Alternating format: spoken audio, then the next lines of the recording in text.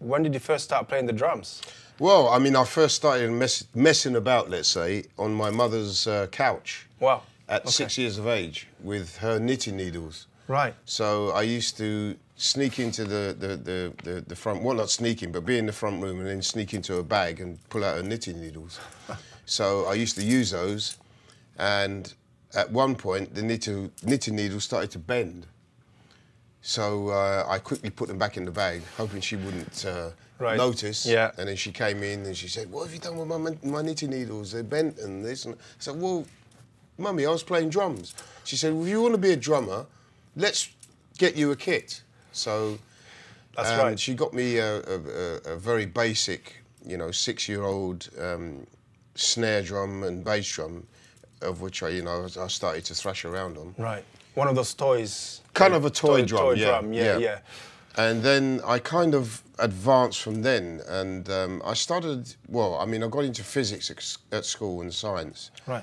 And I thought, I wonder if I could build my own drum kit out of plywood. And so I experimented in the garden shed, and I actually built a 10-inch tom, a 14-inch floor tom, and the bass drum was kind of a hybrid of a real shell and extra pliers that I put on. Wow. So I actually got the moulds and built the tom from, you know, putting different pliers in different ways, putting the glue on and screwing it up with clamps. And wow. it amazed me because it actually sounded quite good, you know. And it was you know, I put the lugs on and bought some hoops and everything else. So you were already very committed. You really wanted to play. Absolutely, yeah. And that was the age, around about the age of 12, I guess, because from the transition from 6 to 12 was quite a big transition, obviously. Yeah. And then after that, I got a surprise one Christmas. And they said, come down to this music store. I was having lessons, because she got me into lessons as well. Yeah. In a place called Tooting Beck. It's Bobby, Kevin, and Terry Walsh music store. And at that music store was a not brand new, but fairly new, white Slingland kit.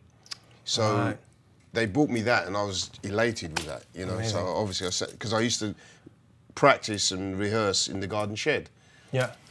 So I got this kit and it was just phenomenal. And from that age, from let's say 12 till 15, I was playing, you know, in pubs, and I actually got involved at school with a guy called Chris Lent, who was the curator of rock school.